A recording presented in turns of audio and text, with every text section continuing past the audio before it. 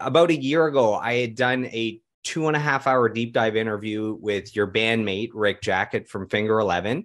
Yeah. And, I spend a week promoting each episode. So you got tagged over and over again. It was probably like spam to you, but keeping you Oh, in it the was good. loop I with, watched. I mean, it was good watching parts of that interview too. yeah. So keeping you in the loop. So that's probably the first time that knew I existed anyways. And Mhm. then a few months later, you had watched the David Bottrell episode, super producer David Bottrell, who's Yeah, worked with yeah, Tool and Peter Gabriel and everyone. You just said, hey, love that interview. And then a few months ago, I had Finger Eleven's not original drummer, because they had one before that, but yeah, Rich Beddoe, who played yeah. I on, watched that one too. That was awesome, man. yeah, so Rich played on, four of the Finger 11 albums. And Yeah. you actually, it's the first time we communicated. You sent me a message and just said, I love the interview. I loved the insight. I loved his positivity. Yeah. I loved his side of the story. And you said it made me so happy to see him doing so well. So I thought that was amazing to hear you say that, because in the industry sometimes there's egos and grudges and these Sure. things. And Yeah. I thought that meant that meant a lot to me, and I thought that was amazing. And I talked to Rich a lot, and I shared with Yeah. him that you had kind words and it meant a Oh, lot to wow. him. And I wanted to kick this off powerfully, so I actually got Rich Beddoe to help me out here. So he sent in some kind words. So this is from former Finger 11 drummer Rich Yeah. Beddoe. This is what he says. He wrote a lot, so hang tight here. He said, I only met Steve briefly many years back. I was helping out a young country star and went to his parents' house to have her do some vocals on a song of his, I believe. I remember him being quite passionate about things and could tell Arnold Lanny had been a wonderful mentor to him. When I heard he was then playing shows with my former bandmates, I had a bitter taste in my mouth. With anyone associated with them, like they were the enemy. Well, a lot has changed in my life since that time, as you know. I now find a true sense of pride in the Finger 11 legacy and watching Steve play the songs with the guys. It brings me nothing but positive feelings.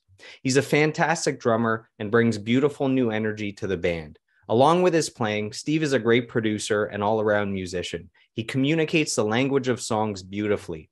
I got nothing but love for Steve, and I'm so very proud of you and all your achievements.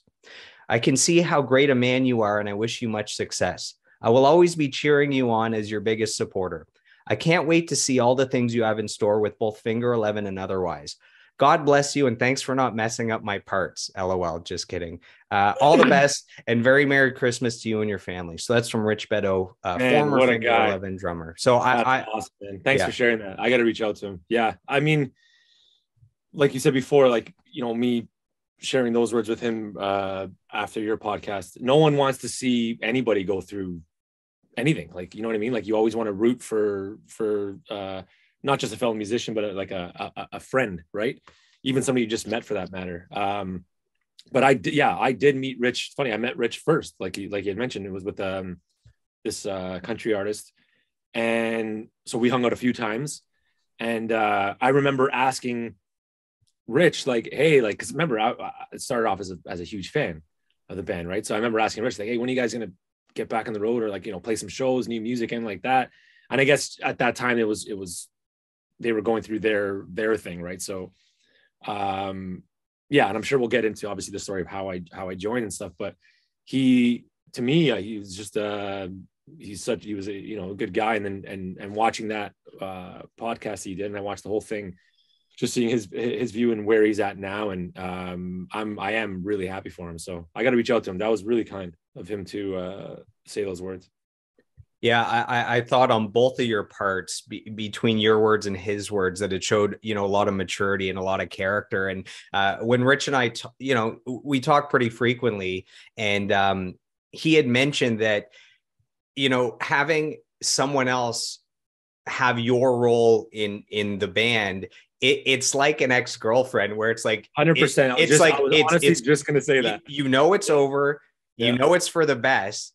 But seeing someone else there with the ex-girlfriend, there's still a part of you that feels like, there's still something there, even Yeah. though it shouldn't be there. So that's the best example him and I could come up with. So Yeah.